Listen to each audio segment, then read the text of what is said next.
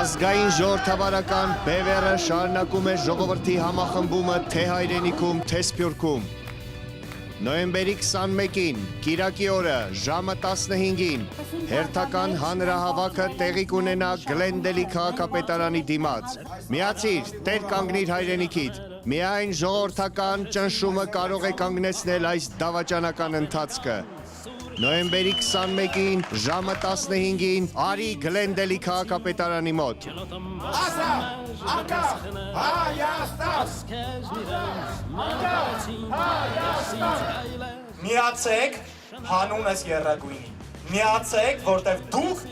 պտի ապրեք Հայաստանում, ձեր երեխեքը պտի գնան Երևան, պտի գնան Շուշին մերնա լինելու է։ Չի լինելու միջանց, ինչքան էլ ճակուշ բռնողը բարբաջի, որ դա կոմունիկացիաներ են, չի լինելու։ Ինչ են ստորագրի մենք չեղարկելու ենք։ Ինչ են որ ստորագրել է չեղարկելու ենք, պատվելու ենք, ոչնչացնելու ենք։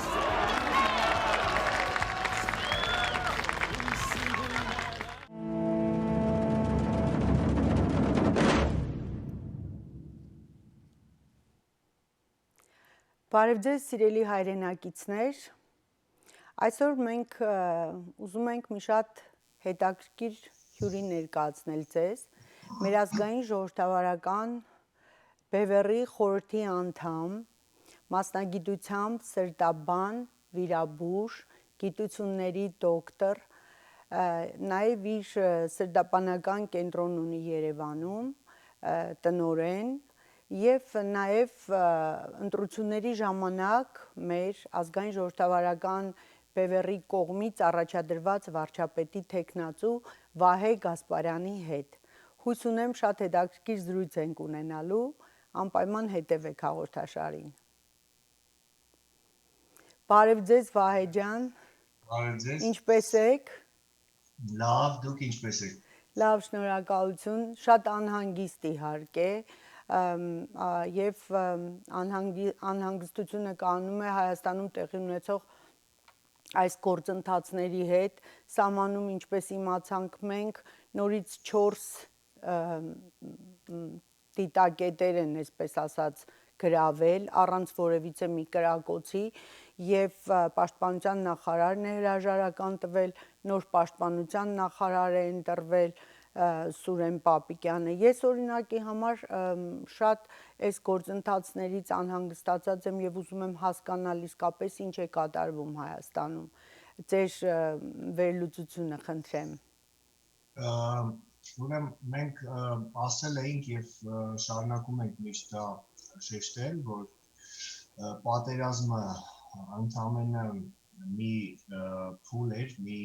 ճակատամարտ էր, բայց ընդհանուր առմամբ պատերազմը շարունակվում է և Պուտին Լավրովյան պլանը դեռ մինչև վերջ իրագործված չէ և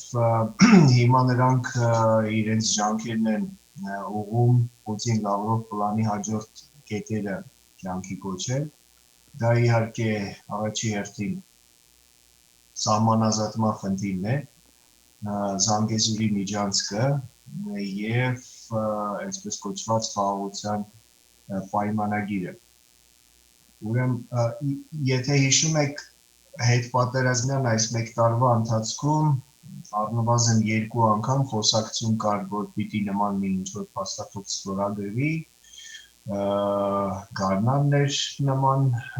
վտանգ սպառնում և այս նոյեմբերի 9-ին 2 անգամ էլ դա չեղավ և մեր համոզմամբ չեղավ թե արևմուտքի միջամտության շնորհիվ և թե մեծապես նաև մեր ջանքերի շնորհիվ ժողովրդի հետ բողոքի ալիքի ազգային ժողովրդավարական բևեռի կողմից բարձրացված ուրեմն թուրքալեզու ժողովուրդների այդ ֆորումի ժամանակ նրանք կրկին խոսեցին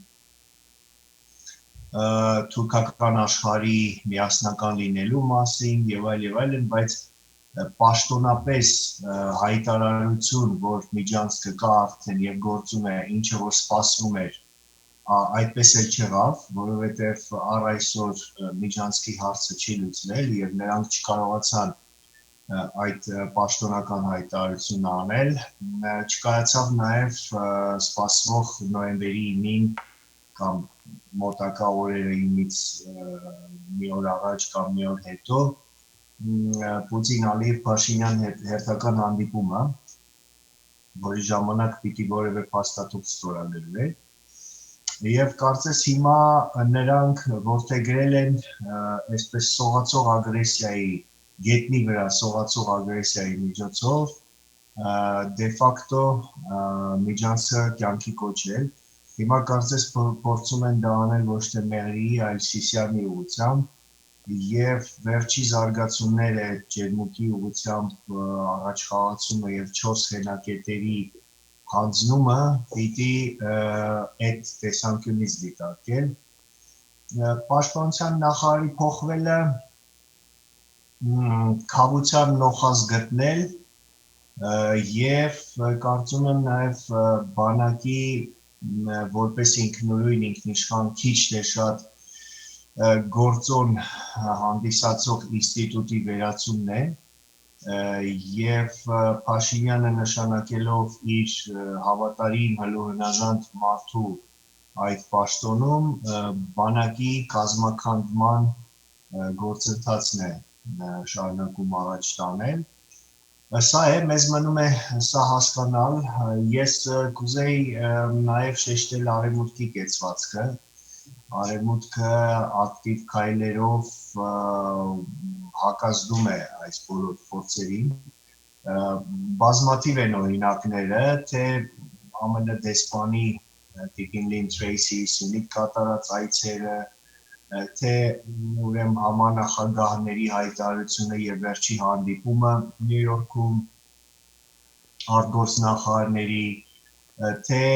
Պենտագոնի ղեկավարի այցը Վրաստան, որի ժամանակ նա ասաց, որ 3+3 այդ ձևաչափը չի լինի եւ դա չի բխում արևմուտքի շահերից, թե վերջերս փոխպետքարտուղար Օլսենի ղեկավարությամբ ԱՄՆ Հարավային Կովկասում դիվանագիտական առաքելությունների ղեկավարների ֆորումը Երևանում եւ թե Ֆրանսիայի ջանքերը Մակրոնի զանգը Պուտինի հենց 3 կարծում եմ նրանք Կովկասի մասին խոսալուց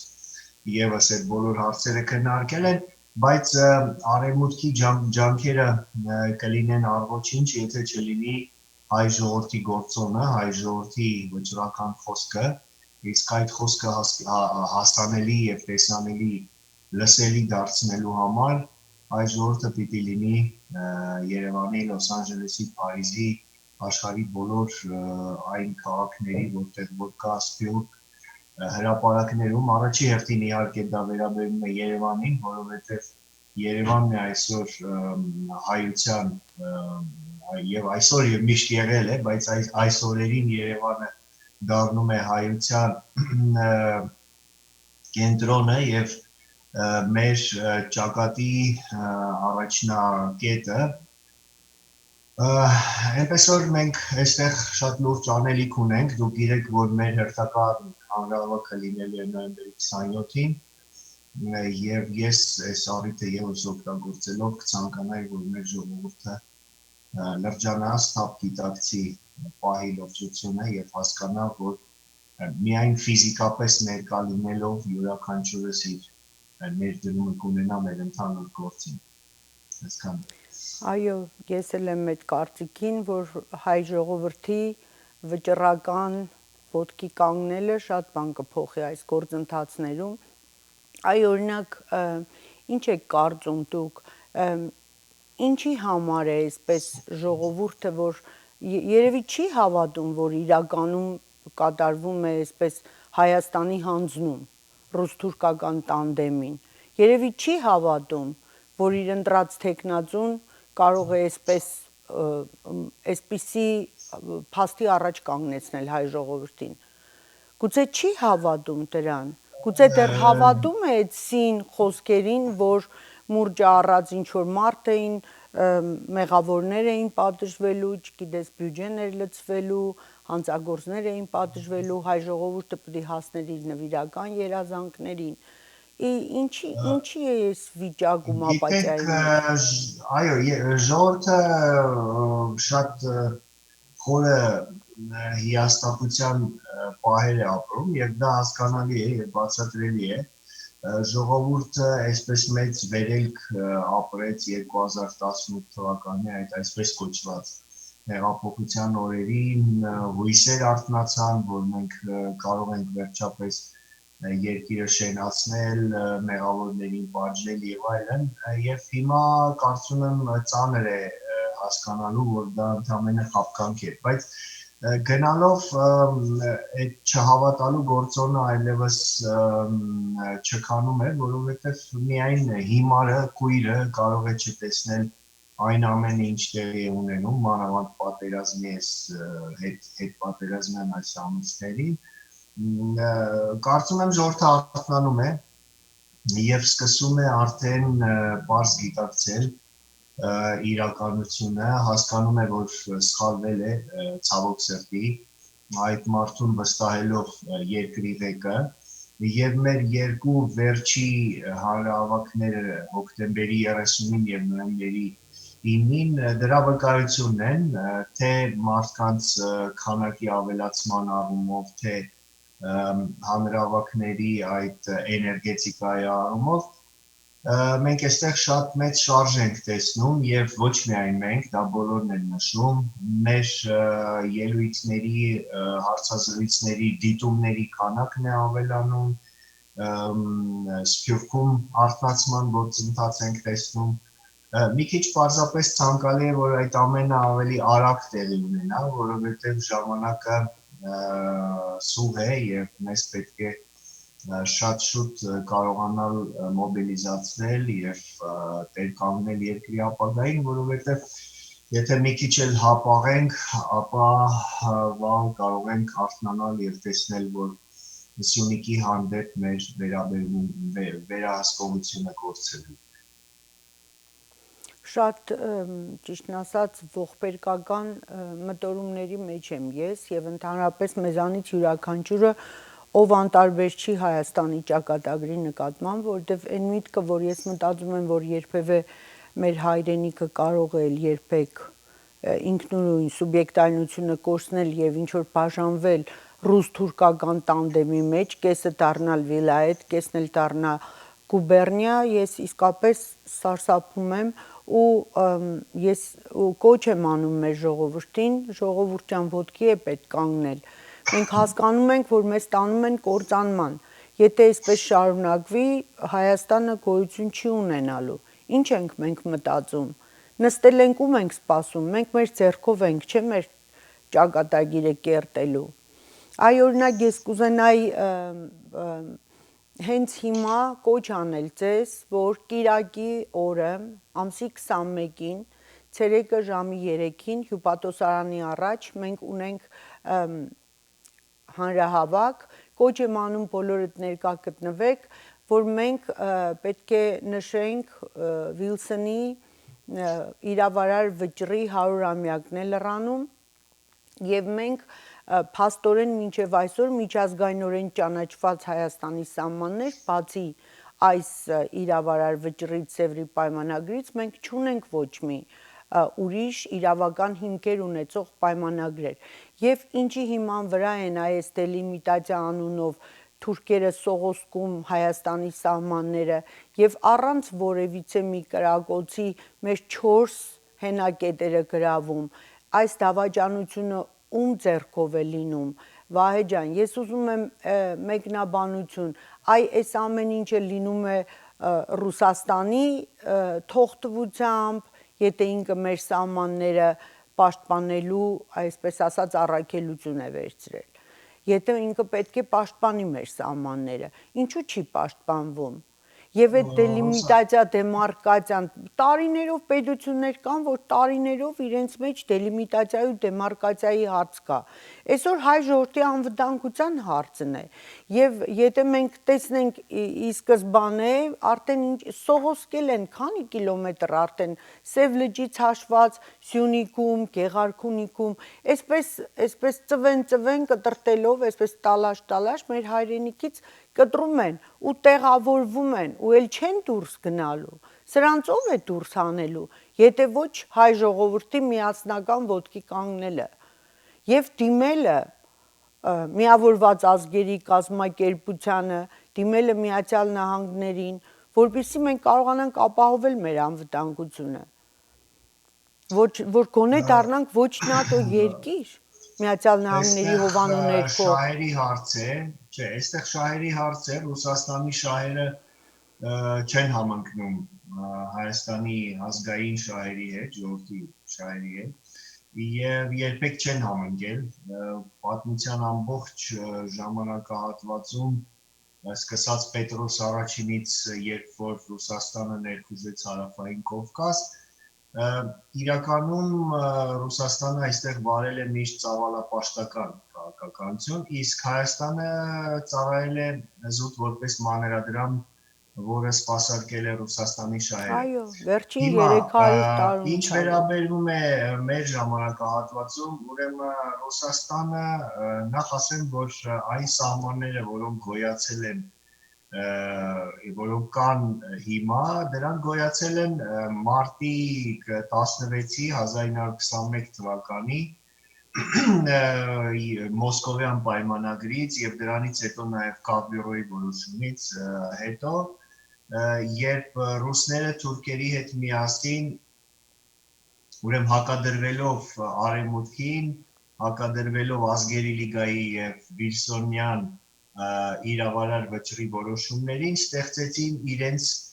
համար ձեռնտու ճարտարապետություն, սահմաններ եւ ստատուս քվո։ Եվ հիմա իրենց խնդիրն է դա պահպանել, վերակնքել, վերաստորագրել, վերահաստատել եւ թույլ չտալ, որպեսզի այս ստատուս քվոն փոխվի իօգուտ արևմուտքի։ Այստեղ կան նաեւ կոմերցիոն տնտեսական շահեր եւ պատահական չի, որ պարոն Բաղդասարով կոչված այդ տգետը, ուրեմն երբ որ խոսում էր մեր մասին, իմ արտահայտված այդ մտքերի մասին, նա այսպես բերանից բաց թողեց, ասեց, որ Ռուսաստանը հետապնդելով այդ Զանգեզուրի միջանցքի հարցը ունի իր կոմերցիոն շահերը։ Կոմերցիոն շահերը նրանում են կայանում, որ Ռուսաստանը թույլ չտա հյուսիս-հարավի իրագործումը, որով Իրանը հնարավորություն կունենա կապվել Եվրոպայի հետ եւ հետագայում արտահանել գազն ու նավթը իրանական, ինչը կործանարար կլինի Գազպրոմի, Ռոսնեֆտի համար, փոխարենը ռուսներին շատ ավելի ձեռնտու է 3+3 ձևաչափը, կոմունիկացիաների բացումը եւ այդ միջանցքը, որի շնորհիվ նրանք այս տարածաշրջանի տնտեսական այդ կարողությունները կօգտագործեն իրենց շահերի համար, խոսքը գնում է առաջի հերթին Սյունիքի մոլիբդենի մասին, հիշեցնեմ, որ աշխարհի մոլիբդենի 8%-ը եւ ոչ միայն մոլիբդենի, նաեւ այլ թանկարժեք մետաղների 8%-ը գտնվում է Սյունիքում եւ նրանք ուզում են պարզապես Սյունիքը դարձնել իրենց այսպես հումքային պրիդատը, ինչպես ասում են, եւ սա է, նաեւ կա քաղաքական շահեր, որ նրանք հասկանում են, որ եթե արևմուտքը կարողանա իր վերահսկողությունը հաստատել Հարավային Կովկասում, վերահսկելով Վրաստանը եւ Հայաստանը, դա նշանակում է, որ ռուսները այլևս անվերադարձ կկորցնեն Հարավային Կովկասը, իսկ Հարավային Կովկասը ռուսների համար դարպաս է, ելք է դեպի Մերձավոր Արևելք, Պարսից ծոց եւ այլն, եւ ռուսական կայսրությունը իր այդ կարևոր ուղղությունը կկորցնի ազդեցության ոլորտը, Էպես որ այս ամենը իրար հետ միասին, հետևաբար ռուսները ցանկանում են Հայաստանը զրկել քիչ թե շատ որևէ ինքնիշխանությունից, այսպես վերահաստատեն ռուս-թուրքական այդ ստատուս քվոն, լուծեն սահմանազատման խնդիրը, ֆիքսեն ներկա խորհրդային ապօրինի սահմանները 3+3 այսպես կոչված ձևաչափը կյանքի կոչեն, Զանգեզուրի միջանցքը կյանքի կոչեն, փակեն Արցախի հարցը եւ այդպես իրենց համար ձեռնտու կերպով փաթեթավորված կոպիտ ասած Հայաստանը հանձնեն Թուրքիային, թուրքերին եւ թուրքական աշխարհին։ Սա է, մենք պիտի սա պարզ հասկանանք եւ կարծում եմ սրանով է բացատրվում Սալավիովների, Բաղդասարյանների այդպես նյարդային արձագանքը մեր ջահերով երթին եւ երթի ժամանակ հնչեցրած ելույթներին։ Այ ես ուզում եի հենց անդրադառնալ, որովհետեւ իր այսպիսի արտահայտությունը նախաբանը, որ ինքը քրիստոնեական ժողովուրդ է, հայ ժողովուրդը ինքը հարգանք ունի, սիրում է եւ այլն, եւ այդ հայ ժողովրդի ներկայացուցիչին, ով ռիսկ է արել, այսպես ասած, խոսել ինքնիշխանության մասին, այդպես Հայաստանի իշխանությունների ուշադրությունն է գրավում, ձեր ասած խոսքից հետո, թե ինչ են մտածում Հայաստանի իշխանությունները, ես կարծում եմ, որ մենք շատ պետք է ուշադրություն չդարձնենք, որտեղ մենք շատ լավ գիտենք Սոլովյովն ով է, Սոլովյովը Պուտինի, այսպես ասած, խոսափողն է եւ այդ մտքերը մի քանի այսպես հայկական ազգանուն ունեցող ոչ հայեր, ես չգիտեմ էլ իրենք հայ են թե ինչ են, բայց կրում են հայկական ազգանուն եւ այսպիսի ռոպագանդա են մղում հայ ժողովրդի հանդեպ, սկզբից հանեցին թե Փաշինյանն է սորոսական, հետո հիմա սորոսական իշխանության ղեկավարին այսպես ուշադրություն են արժանացնում, որ անպայման ինչ-որ պրոբլեմներ սարքի ազգային ժողովրդավարական բևեռի այսպես ուշադրությունը գրավի, ինչ են թելադրում են, որ ինչ լինի Հայաստանում, քաղաքական ռեպրեսիաներ լինի, ազատ խոսքի իրավունք չլինի Հայաստանում, առանց այդ էլ ամեն ինչ խեղաթյուրված է Հայաստանում։ Սալավյովը հենց այդպես էլ ասեց ինչու Վահե Գասպարյանը դեռ ձերբակալված չի, ինչու նա ազատության մեջ է գտնվում եւ այլն, եւ սա քաղաքական պատվեր էր մեր այսպիսի այս իշխանություններին, որ լուծեք այդ մարդու հարցը, ով որ հանդգնել է ճիշտը խոսել Ռուսաստանի իրական քաղաքականության մասին։ Ինչ վերաբերում է քրիստոնյա եւ այլն, քավլիցի թողենք այդ խոսակցությունները, դրանք ռուսների համար, Ռուսաստանի ավելի ճիշտ համար ընդամենը շղարշ են։ Այո։ Քրիստոնեությունը նրանց երբեք չի հետաքրել եւ նրանք շատ ավելի ջերմ են եղել միշտ ցավոք սրտի մահմեդական աշխարհի հետ այո եւ Լավրովն էլ արտահայտվեց այդ մասին հիշում եք որ քրիստոնեական հայկական քրիստոնեական հենց եկեղեցիներն էին որ փակվում էին ռուսական ցարերի օրոք Ալեքսանդր III, Նիկոլայ II հայկական դպրոցները զինաթափվում էին կամավորական ջոկատները հայկական անբացատրելի նահանջ էր տեղի ունենում Վանից, Մուշից, որպեսզի այդ բնակավայրերը հայաթափվեն, պլաններ էին մշակում Արևմտյան Հայաստանը գրավելուց հետո վերաբնակեցնել Դոնից, Կուբանից եկած կազակներով, որպեսզի Արևմտյան Հայաստանը դառնա կազակական, այսպես գուբերնիա, հերթական եւ հայերը հետո չպահանջեն որևէ ինքնավարություն կամ անկախություն, հետո Մոսկվայի պայմանագիր, Կարսի պայմանագիր, Խորհրդային Միության տարիներին եղած հալածանքներ եւ ասիմիլյացիոն քաղաքականություն, Կալցո օպերացիա, ապրիլյան պատերազմ, Դավադիր այս 44-օրյա պատերազմ, որ մենք ասես, Արցախը օտարել Հայաստանից, փաստերը այնքան շատ են, իրանք վկայակոչում են այդ Բաղդասարով կոչվածը, որ ռուսները վերադարձրել են հայ բնակչությանը Արևելյան Հայաստան, երբ որ Պարսկաստանի հետ պատերազմից հետո Արևելյան Հայաստանը միավորվել է մտել է ռուսական կայսրության կազմ, մենք հիշում ենք, որ Պարսկաստանի լծի տարիներին Շահ Աբբասը 300,000 հայ Արևելյան Հայաստանից դեպորտացիայի ենթարկեց Պարսկաստանի տարածք, բայց նրանք մոռանում են, որ այդ 300,000-ից ընդամենը 50,000-ն են նրանք վերադարձրել իդ վերադարձել Արևելյան Հայաստան, սա մեկ, եւ երկրորդը կներեք դա արել են իրենց շահերից ելնելով, որպեսզի Արևելյան Հայաստանում լինեն իրենց համար հավատարիմ հլուհնազանդ ծառայող հայ բնակչություն, այնպես որ այստեղ տեղին է հիշել Միքայել Նալբանդյանի խոսքերը կեցի այն կատուն, որ մուկ է բռնում յուր փորի համար։ Այո, իսկապես։ Եվ հետաքրքիր մի քարտեզ ես նկատեցի Facebook-ում Վարուժան Ավետիսյաններ իհարկե, եւ այդպես ես ինքս էլ շեր արեցի, որ 1711 թվականից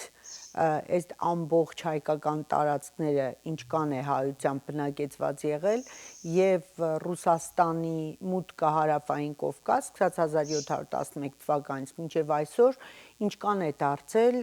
հայկական, ասենք, այդ տարածքները ինչ կան են փոքրացել եւ ինչ կան է հայություն մնացել ապրող։ Այո, Պետրոս Առաջինի տարիներից սկսած 1711 թվականից բավական է հիշել Կոնստանդնուպոլիսի պայմանագիրը 1724 թվականին, երբ որ Պետրոս Առաջինը պայմանագիր կնքեց Օսմանյան կայսրության հետ եւ Արևմտյան Հայաստանը ճանաչեց որպես Օսմանյան կայսրության անկախտելի մաս, ճանաչելով Օսմանյան կայսրության տարածքային ամբողջականությունը, երկրորդ անգամ դա եղավ արդեն 1918 թվականի մարտի 3-ին Բրեստ-Լիտովյան այդ պայմանագրի ժամանակ, երբ որ Լենինը դա արեց, իսկ Արևմտյան Հայաստանի հայաթափմանը, թե ինչպես են ռուսները նպաստել, ես խոսել եմ իմ ելույթների ժամանակ, Յուդենիչ, Վառանցով Դաշկով, Մուշի, Վանի դեպքերը, Ալաշկերտի եւ այլն, այնպես որ թող մեզ հեքիաթներ չպատմեն, Սալավիովները, Բաղդասարովները, Փառք Աստծո, հիմա խորհրդային տարիները չեն, երբ այդ պատմությունը այսպես շատ մեծ այսպես ջանասիրաբար թաքցվում էր հայ ժողովրդից եւ Լեոյի նման պատմիչներ արգելված էին։ Մենք հիմա այդ ամենը կարդում ենք, իմանում ենք, լսում ենք, գիտենք եւ ճշմարտությունը այլևս հնարավոր չէ թաքցնել։ Մեզ մնում է միայն այդ ամենից հետևություններ անել եւ անցնել գործի, որտեղ այլևս ոչ ժամանակ ունենք, ոչ էլ այսպես մեզ իրավունք ունենք հապաղելու հայրենիքի լինել չլինելու հարցն է դրված զոհասեղանին եւ սա առանց որևէ չափազանցության։ Այո, ես իսկապես հասկանում եմ այդ ամեն ինչը եւ կոչ եմ անում մեր Լոս Անջելեսա բնակ հայությանը ամսի 21-ին ցերեկը ժամի 3-ին հյուպատոսարանի առաջ հանդիպենք եւ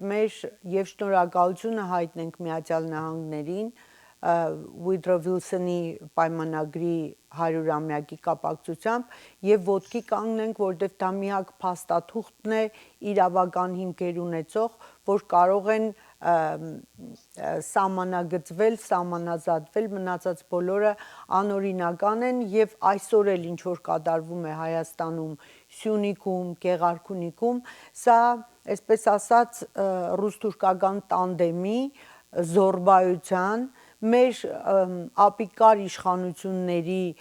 կամակատար լինելու հետևանքն է, որովհետև ինչ է նշանակում 4 հենակետեր տալ եւ հրաման տալ չկրակել։ Ես ուղղակի չեմ հասկանում, ինչի համար է այս ամեն ինչը։ Ես հասկանում եմ, որ գործընթացներ են տեղի ունենում ընդհանրապես Հայաստանին զրկել սուբյեկտայնությունից եւ այսպես ոնց որ զորով մտցնում են այսպես Ռուսաստանի տիրապետության տակ, եթե բանակը կազմաքանդում են եւ այսօր բանակը չի պաշտպանում մեր անվտանգությունը, հայ ժողովրդի անվտանգությունը եւ առանց կրակոցի հենակետեր է հանձնում, սա խոսում է այն մասին, որ մենք ընդհանրապես իշխանություն չունենք Հայաստանում։ Ճիշտ է, Վահե։ Իմ կարծիքը ճիշտ է։ Իշխանություն չկա, մենք իշխանություն չենք ունեցել 30 տարի շարունակ, դա չի եղել ինքնիշխան պետության իշխանություն, որը արտահայտում եւ հետամուտ էր լինում ազգային շահերին, Մենք ունեցել ենք ադմինիստրացիա, գաղութային ադմինիստրացիա, որը նշանակվել է Կրեմլի կողմից։ Մենք չենք ունեցել իրական ընդդիմություն, որը կսպասարկեր ազգային շահերը։ Մենք ունեցել ենք Կրեմլի կողմից նշանակված ընդդիմություն, այդ ՕԵԿ-ները, ԲՀԿ-ները, ԼՀԿ-ները, Դաշնակցություն եւ այլն, դրանք նույն Կրեմլի կամակատարներն են, գործակալներն են։ Եվ սա եւս պիտի այլևս մենք հասկանանք, գիտակցենք, ցավոք սրտի բացի ազգային ժողովրդավարական բևեռից ես չեմ տեսնում որևէ այլ ազդեցիկ ուժ, կան իհարկե առանձին անհատներ, որոնք քիչ թե շատ խոսում են ազգային շահերի մասին, բայց ազդեցիկ ուժ, որը գետնի վրա ռեալ գործ կանի եւ ժողովրդին իրականությունը կներկայացնի, կփորձի մոբիլիզացնել, ցավոք սրտի չկա, հետեւաբար մենք պիտի համախմբվենք միայն ազգային ժողովրդավարական բևեռի շուրջ եւ ես այստեղ ուզում եմ շեշտել, որ սա իշխանության համար պայքար չի, աթոռակռիվ չի, դուք հարգելի հայրենակիցներ, դուք չեք միանում Վահե Գասպարյանին կամ Արա Պապյանին կամ Ժիրայր Սեֆիլյանին, Վարուժան Ավետիսյանին եւ այլ տղաներին, դուք միանում եք ինքներդ ձեզ, ձեր երեխաների, ձեր թոռների ապագան կերտելու համար, դուք պայքարում եք ձեր համար, ձեր վաղվա բարեկեցիկ օրվա համար, դուք դա անում եք մեր հանուն մեր նահատակների իմաստավորելու համար նրանց արյունը, սա հասկացեք մեկ ընդմիշտ, մենք իշխանության գալու մոլուցքով չենք տառապում, մենք պարզապես ուզում ենք երկիրը ազատագրել, սա ազգային ազատագրական պայքար է, ուզում ենք քաղաքական դաշտ ստեղծել, մաքրել քաղաքական դաշտը անցումային արդարադատության լուստրացիայի միջոցով, իսկ դրանից հետո արդեն նոր սահմանադրություն կլինի, նոր ընտրական օրենսգիր կլինի եւ կլինեն իրական արդար թափանցիկ ընտրություններ եւ ժողովուրդը ինքը կորոշի թե ում է ցանկանում տեսնել երկրի ղեկին։ Սա է, սա առանց որևէ ուրեմն փաստ թաքցնելու կամ կիսատ ներկայացնելու եմ ասում ամենայն անկեղծությամբ եւ դա պետք է անել հնարավորինս շուտ։ Օր առաջ ամեն օր, երբ որ մենք ուշացնում, հապաղում ենք, մենք ինքներս մեր խնդիրը բարդացնում ենք, որտեղ գնալով տեսնում ենք, թե ինչ է կատարվում, եթե չանենք այսօր վաղը ավելի վատ կլինի, եթե չանենք վաղը մյուս օրը ավելի վատ կլինի, եւ սա եւս պիտի հստակ հասկանանք։ Շնորհակալ ենք նման վերլուծության համար եւ կարծում եմ, որ ժողովուրդը պետք է հասկանա ու ոտքի կանգնի, այլապես ուշ կլինի, մենք կկորցնենք մեր հայրենիք, իսկ երբ որ կորցնենք հայրենիքը, մենք կկորցնենք ամեն ինչ։ Կկորցնենք ամեն ինչ եւ հետո հետ բերել ես ամեն ինչը, նորից ստատուս քվոն պաշտպանել, հետ գալ ես իրավիճակին ավելի դժվար կլինի։ Ես կուզենայի ձեզ մի հարց տալ նաեւ կապված Բելոռուս-Լեհաստան սահմանի հետ եւ ինչու այդ ամեն ինչը կատարվեց, ինչ գործընթացներ այդտեղ տեղի ունեցան եւ ինչքանով է դա կապված Հայաստանի գործընթացների հետ։ Ուղղակիորեն կապված է, Հայաստանը այսպես կղզիացած վիճակում չի գտնվում եւ այն ինչ կատարվում է Հայաստանում, այն ինչ կատարվում է Վրաստանում, Բելարուսում, Ուկրաինայում, Մոլդովայում, դրանք բոլորը փոխկապակցված զարգացումներ են, հասկանալու համար այդ ամենը կառաջարկեմ հետ գնալ հեռավոր արդեն 1991 թվական եւ հասկանալ, որ այն ժամանակ Խորհրդային Միությունը իրականում չփլուզվեց, դե ֆակտո չփլուզվեց, իրավաբանորեն այո տեղի ունեցավ Խորհրդային Միության որպես միասնական պետության ուրեմն վերացում փլուզում, բայց իրական անկախություն ինքնիշխանություն ստացան միայն մերձբալթյան երկրները, ցավոք սրտի համակարգը այդ չեկիստական համակարգը պահպանվեց, մի քանի տարի այսպես թուլացած էր 90-ականների սկզբներին եւ հենց դրա շնորհիվ էր որ մենք կարողացանք հաղթանակ տանել առաջի Արցախյան պատերազմում եւ հետ բերել մեր Արցախի մարզը, բայց հետո նրանք շատ շուտ խելքի եկան, ծնվեց ԱՊՀ-ն, ԵԱՏՄ-ն, իսկ ԱՊՀ-ն, ԵԱՏՄ-ն դա ոչ այլ ինչ է, եթե ոչ ուրեմն խորհրդային միության ռեբրենդինգ, ռեինկարնացիա, եւ արդյունքում ստացվեց այնպես, որ մնացած բոլոր երկրները, բացառությամբ, ինչպես ասեցի, մերձբալթյան երկրների, սկսած Բելարուսից մինչև միջին ասիական երկրներ, հայտնվեցին նորից Ռուսաստանի վերահսկողության տակ եւ հիմա է, որ Պուտինյան ռեժիմի թուլացման, քաղաքական, տնտեսական, ռազմական թուլացման հետևանքով մենք եւ մնացած բոլոր երկրները պատմական շանս ունենք իրական անկախություն ստանալու եւ մեր թղթի վրա հռչակված անկախությանը ինքնիշխանության բովանդակություն հաղորդելու։ Ուրեմն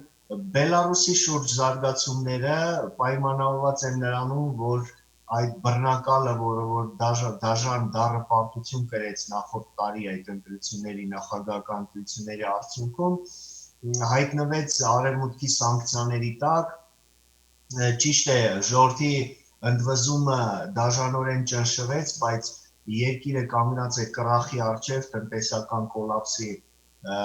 վտանգի առաջ եւ դա է ստիպում Լուկաշենկոին այսպես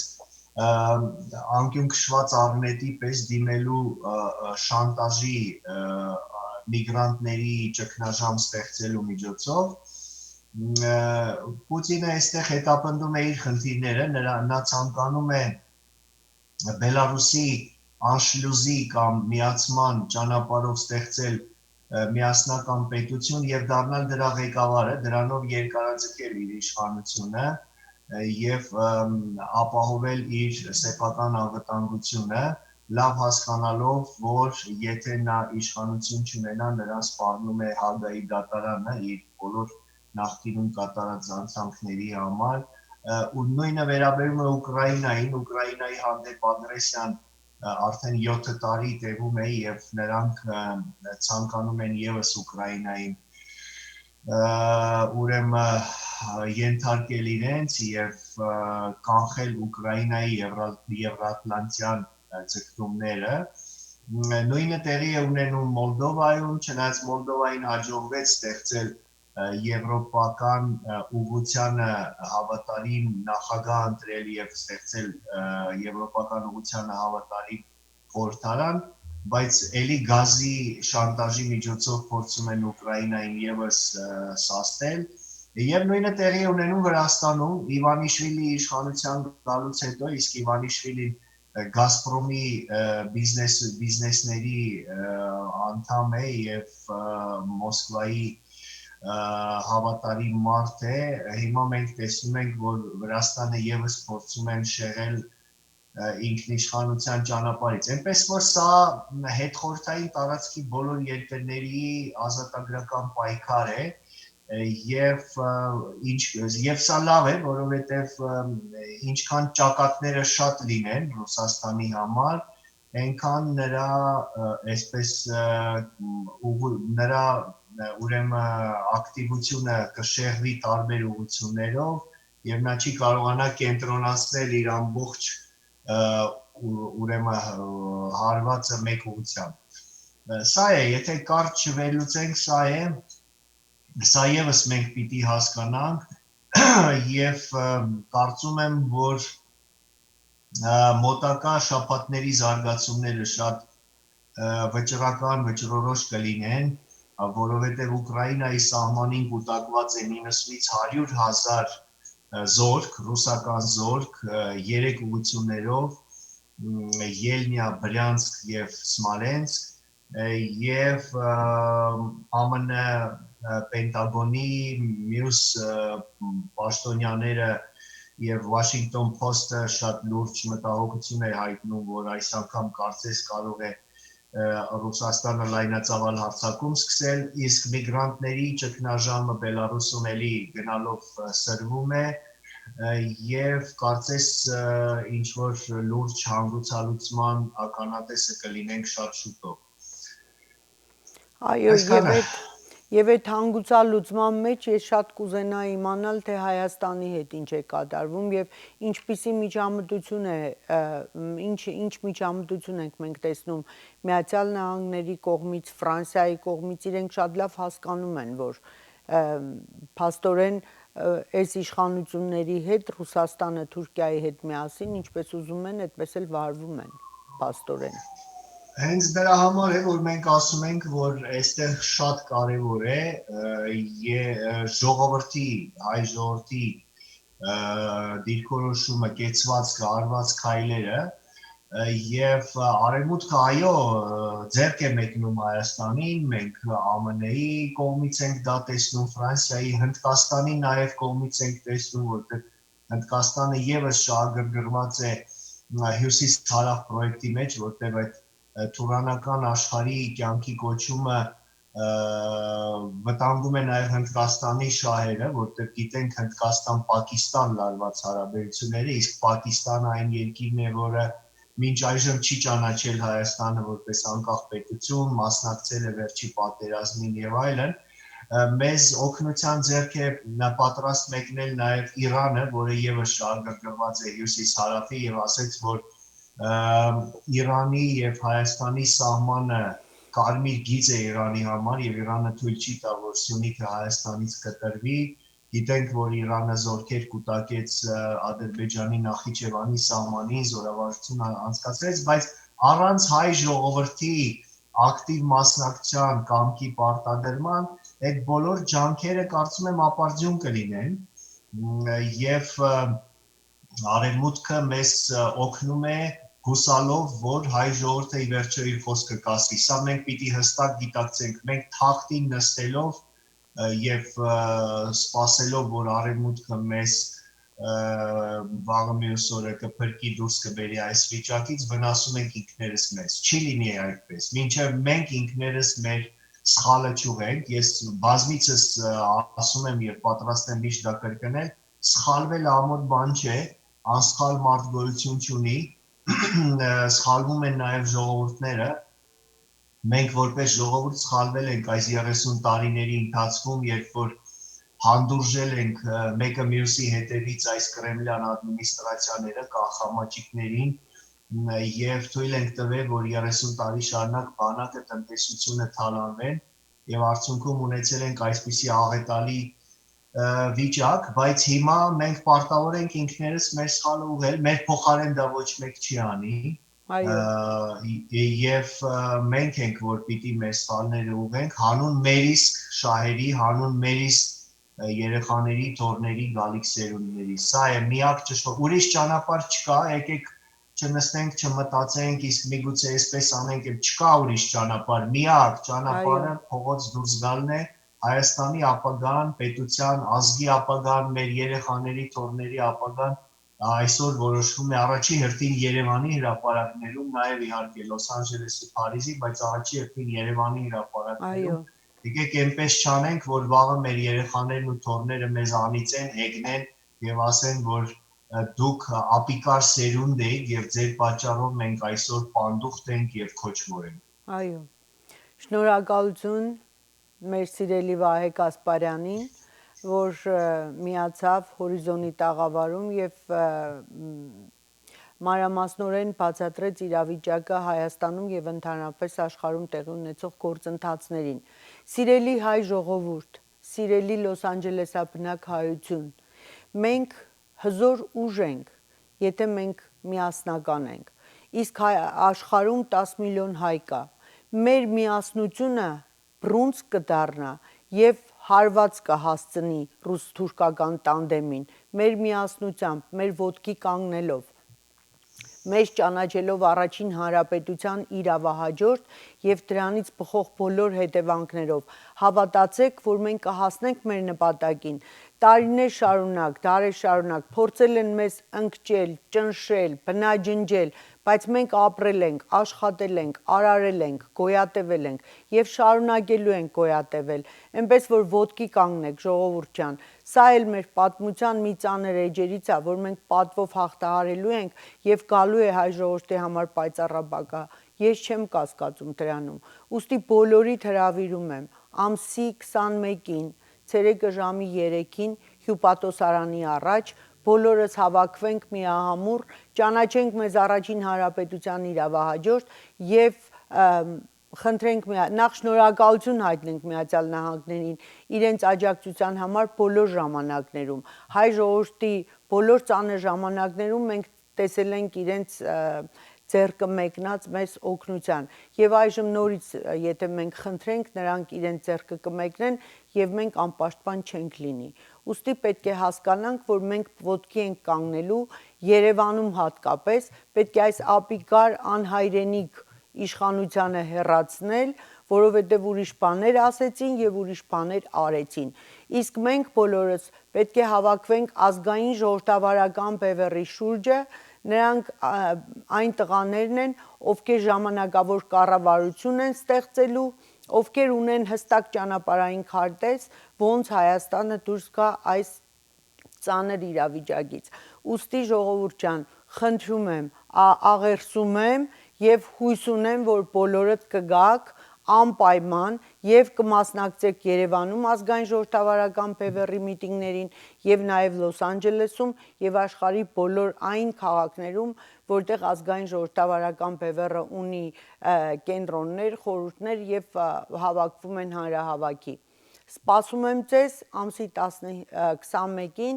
ժամը 15-ին, ցերեկը 3-ին հյուպատոսարանի առաջ բոլորս հավաքվենք մեր ձայնը բարձրացնելու եւ համայն աշխարհին տեղյակ պահելու, որ մենք տեր ենք Ուիլսոնյան պայմանագրին եւ պահանջում ենք Հայաստանի սահմանները ճանաչել Ուիլսոնյան պայմանագրի իրավական ուժով։ Շնորհակալություն, ստեսություն։ Ազգային ժողովրդավարական բևեռը շարունակում է ժողովրդի համախմբումը թե հայրենիքում, թե Սփյուռքում։ Նոյեմբերի 21-ին, Կիրակի օրը, ժամը 15-ին, հերթական հանրահավաքը տեղի կունենա Գլենդելի քաղաքապետարանի դիմաց։ Միացիր, տեր կանգնիր հայրենիքիդ։ Միայն ժողովրդական ճնշումը կարող է կանգնեցնել այս դավաճանական ընթացքը։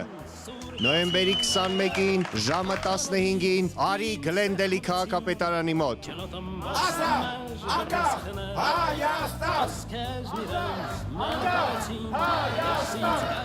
Միացեք հանունս եռագույնի, միացեք, որտև դուք պտի ապրեք Հայաստանում, ձեր երեխեքը պտի գնան Երևան, պտի գնան Շուշի, Շուշին մերն է լինելու է։ Չի լինելու միջանց, ինչ կարել ճակուշ բռնողը բարբաջի, որ դա կոմունիկացիաներ են։ Չի լինելու։ Ինչ են ստորագրի մենք չեղարկելու ենք։